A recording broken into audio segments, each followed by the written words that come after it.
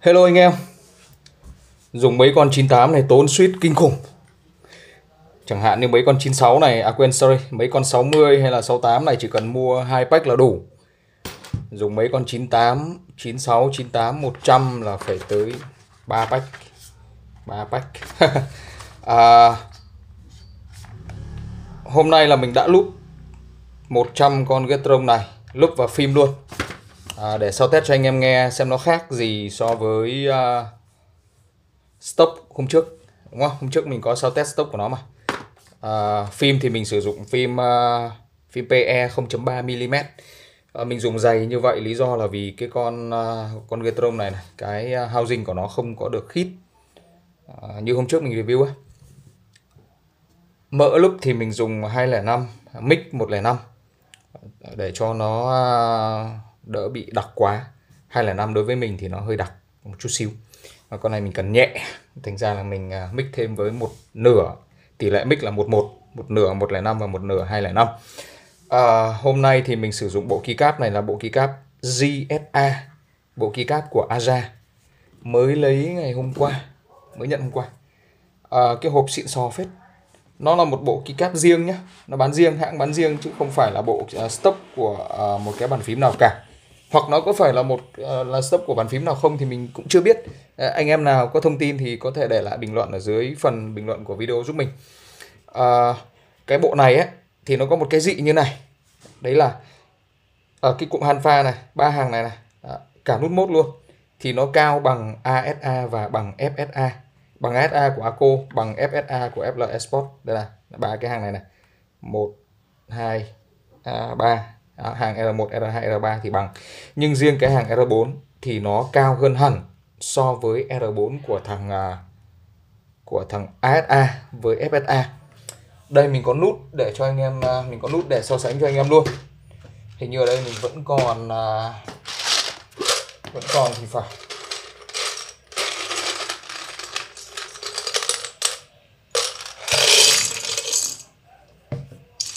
Xem nào. Đây, cái nút đeo này. Nút đeo này là nút R4 của thằng FSA nhé. Đây là bộ keycap FSA Banana. Đây, mình so sánh luôn với lại đây. Còn đây là R4 của thằng GSA. Anh em nhìn nó cao hơn này. Đây, chiều này thì mới thấy nó cao trội hơn hẳn. Đó, anh em thấy trội hơn hẳn không? Nó không có cái độ vát. Thằng ASA với FSA thì là cái R4 này nó không có độ vát nhiều bằng thằng GSA. GSA nó vát hẳn xuống như thế này. Nó giống như nó tạo một cái đường cong á, nó tạo một cái lòng chảo á, từ đây đi xuống đây. Nó cong vào. Đây anh em nhìn này. Anh em nhìn cái đường cong của nó. Đó. Nó cong vào. Đó. Nhìn nó giống như là đầu của một cái thỏi son của phụ nữ. Đúng không? Đó. Riêng cái hàng này thì nó cao trội hơn hẳn, rất là cao. Mà anh em nào mà sợ độ cao mà hay dùng cái hàng số ở trên này thì không biết như nào. Riêng cái hàng này, cái hàng này là hàng F này thì nó lại thấp lại. Đó, nó hơi dị. Đó, chỉ có hàng này là cao này. Cái hàng này thì nó lại thấp lại bằng hàng R3. Đó. Rồi có một cái dị nữa.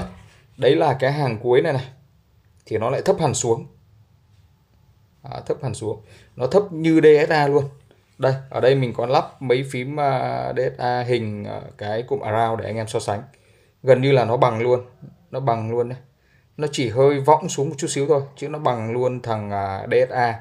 DSA 7mm nhé, chứ không phải DSA 9mm nữa. Đó. Riêng cái hàng này thì thấp hẳn xuống.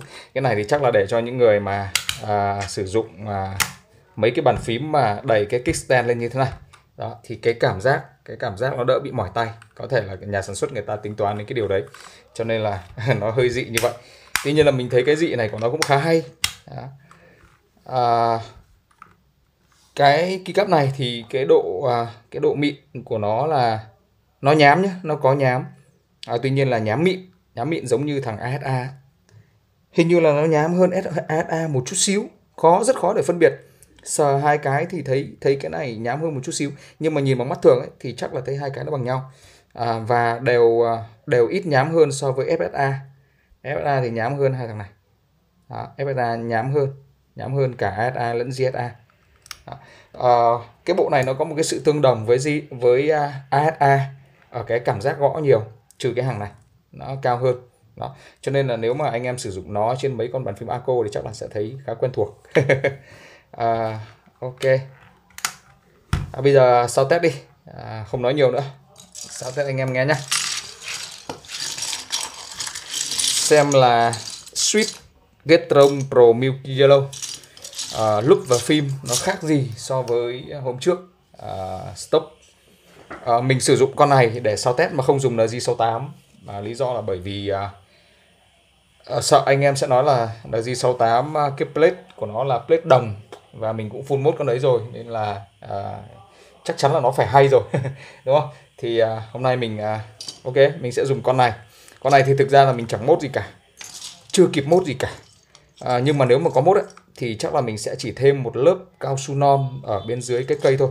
Bởi vì là cái build của Arco họ làm rất là chắc chắn và cái nhựa thì rất là dày, cho nên là cái khoảng rỗng ở bên trong của nó sẽ không nhiều, nó cũng không vang lắm.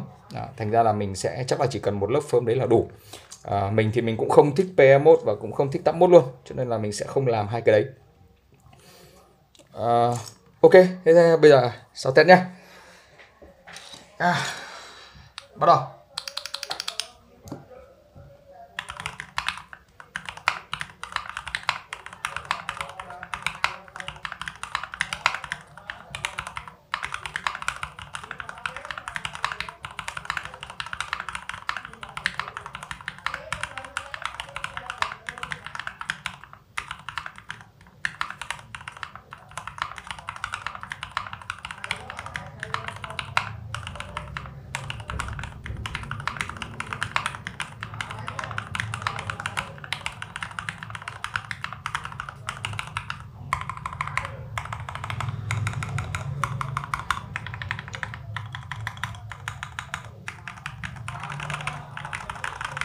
Hàng ép này.